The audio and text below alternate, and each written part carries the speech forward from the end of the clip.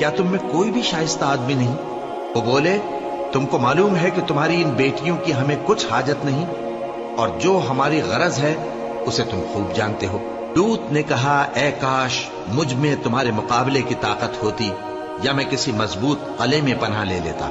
فرشتوں نے کہا اے لوط ہم تمہارے پروردگار کے فرشتے ہیں، یہ لوگ ہرگز تم تک نہیں پہنچ سکیں گے، تو کچھ رات رہے سے اپنے گھر والوں کو لے کر چل دو، اور تم میں سے کوئی شخص پیچھے مڑ کر نہ دیکھے، مگر تمہاری بیوی کے جو آفت ان پر پڑنے والی ہے وہی اس پر بھی پڑے گی۔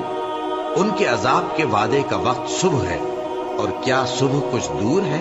پھر جب ہمارا حکم آیا ہم نے اس بستی کو الٹ کر نیچے اوپر کر دیا، اور ان پر پتھر کی تہ بتہ کنکریاں برسائیں جن پر تمہارے پروردگار کے ہاں سے نشان کیے ہوئے تھے، اور وہ بستی ان ظالموں سے کچھ دور نہیں۔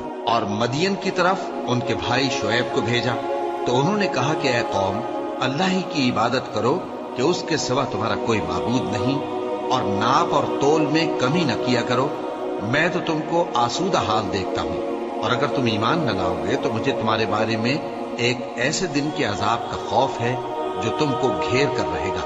اور اے میری قوم ناپ اور تول انصاف کے ساتھ پوری پوری کیا کرو، اور لوگوں کو ان کی چیزیں کم نہ دیا کرو، اور زمین میں خرابی کرتے نہ پھرو۔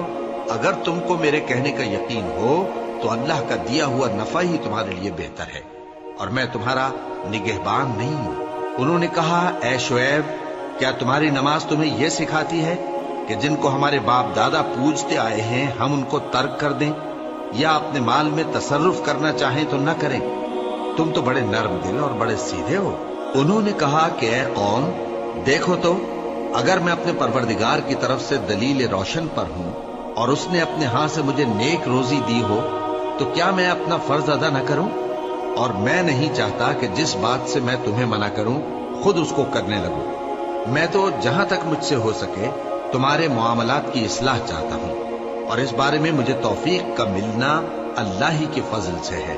میں اسی پر بھروسہ رکھتا ہوں اور اسی کی طرف رجوع کرتا ہوں۔ اور اے قوم میری مخالفت تم سے کوئی ایسا کام نہ کرا دے کہ جیسی مصیبت نوح کی قوم یا ہود کی قوم یا صالح کی قوم پر واقع ہوئی تھی ویسی ہی مصیبت تم پر واقع ہو۔ اور لوط کی قوم کا زمانہ تو تم سے کچھ دور نہیں، اور اپنے پروردگار سے بخشش مانگو اور اس کے آگے توبہ کرو، بے شک میرا پروردگار بڑا مہربان ہے، بہت محبت کرنے والا ہے۔ انہوں نے کہا کہ شعیب تمہاری بہت سی باتیں ہماری سمجھ میں نہیں آتی، اور ہم دیکھتے ہیں کہ تم ہم میں کمزور بھی ہو، اور اگر تمہارے بھائی بند نہ ہوتے تو ہم تم کو سنسار کر دیتے، اور تم ہم پر کسی طرح بھی غالب نہیں ہو۔ انہوں نے کہا کہ اے قوم کیا میرے بھائی بندوں کا دباؤ تم پر اللہ سے زیادہ ہے، اور اس کو تم نے پیٹھ پیچھے ڈال رکھا ہے؟ میرا پروردگار تو تمہارے سب اعمال کا احاطہ کیے ہوئے ہے۔